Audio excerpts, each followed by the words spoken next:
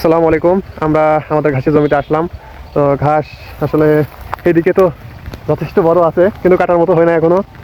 কারণ আমাদের ঘাস কাটতে আরও কিছুদিন লাগবে, কারণ এখনো ঘাস অনেক বড় হবে। এই জালি ঘাস আসলে গরুকে খাওয়াইলে পেটে সমস্যা হয়। আর সবচাইতে বড় কথা, আমরা এবার ঘাস হঠাৎ করে সব কেটে ফেলছিলাম, এবং একটু বড় বড় হওয়ার পরে আবার আমরা সমান করার জন্য, ঘাসগুলো সমান করার জন্য আবার আমরা কাটছিলাম, যার ফলে আমাদের ঘাসের সংকট হয়ে গেছে। দেখতে পাচ্ছেন পুরো জমিতে ঘাস একেবারেই ছোটো ছোটো। মানে এগুলো ঘাস আমরা সব একবারে সমান করে কাটছিলাম, যেন ওই আগে যখন বৃষ্টির সময় উঁচু করে কাটছিলাম সেই গোছগুলো যেন না থাকে। এই জন্য আমাদের ঘাসের একটু সংকট চলছে আপাতত। এইদিকে মাশাআল্লাহ অনেক সুন্দর হয়েছে ঘাস। এইদিকে ঘাস আমরা সার দিয়ে গিয়েছিলাম, তো মাশাআল্লাহ দেখতেই পাচ্ছেন কি পরিমাণ কালার হয়েছে, মানে কালো হয়েছে ঘাসের। কারণ এই ঘাসে যখন শক্তি বেশি পাই তখন ঘাসের কালার একটু গাঢ় সবুজ হয়ে যায়। তো দেখতেই পাচ্ছেন আমাদের ঘাস কি সুন্দর গাঢ় সবুজ হয়ে গেছে। আর মূলত আমরা এই ঘাসের জমিতে পানি দেবো আজকে ইনশাল্লাহ। আমি সে সালার বলে গিয়েছিলাম, তো দিই নাই, হয়তো বা কর্মব্যস্ততার কারণে দিতে পারি নাই, কারণ তাদেরও চাষবাস আছে।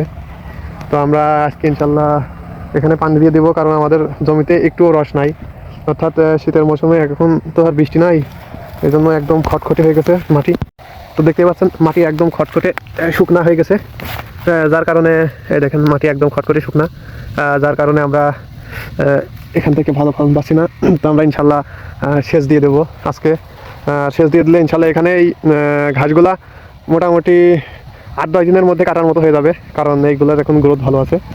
আলহামদুলিল্লাহ খুবই ভালো গ্রোথ আমি যা দেখছি। তো এখন আমাদের আসলে পানি শূন্যতার কারণে এরকম হচ্ছে, মানে এইগুলা যা আছে দেখতে পাচ্ছেন। আমরা প্রথমে ঘাসগুলো কাটছিলাম, কাটার পরে আমরা আবার ফের নিচু করে কাটছি, যার কারণে ঘাসগুলো আবার প্রথম থেকে বের হচ্ছে। এই জন্য আমাদের একটু লেট হচ্ছে। কারণ লেট হইলেও আমাদের একটা দিকে ভালো হয়েছে, সেটা হচ্ছে আমরা এই ঘাসগুলো অনেক দিন যাবত চাষ করতে পারবো। কারণ যদি বেশি উঁচু থাকে ঘাসের গোড়া, তাহলে ঘাসে ফলন কম দেয়।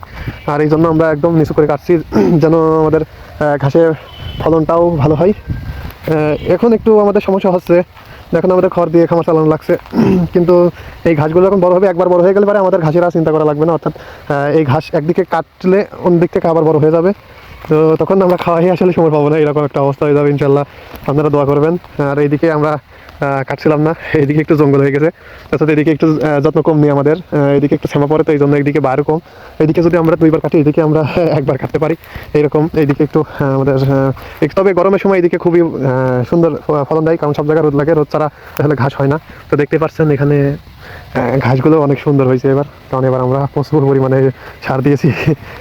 ডিএপি সার এখানে অনেক দিয়েছি, এবং সালফার দিয়েছি, ইউরিয়া দিয়েছি, যার কারণে ঘাসের চেহারাটা অনেক সুন্দর। দেবো না কেন বলেন? এখানে আসলে পানির নিচে থাকলে ঘাস একদমই দুর্বল হয়ে যায়, মাটি দুর্বল হয়ে যায়, যার ফলে আমরা এবার একটু বেশি খাটাখাটনি করছি। এখানে মুরগির লিটার দিয়েছি, এবং তার সাথে সাথে আমরা এখানে অনেক সার দিয়েছি, যেন মাটির উর্বরতা আবার ফিরে আসে। দেখতেই তো পাচ্ছেন আমাদের জমিটা।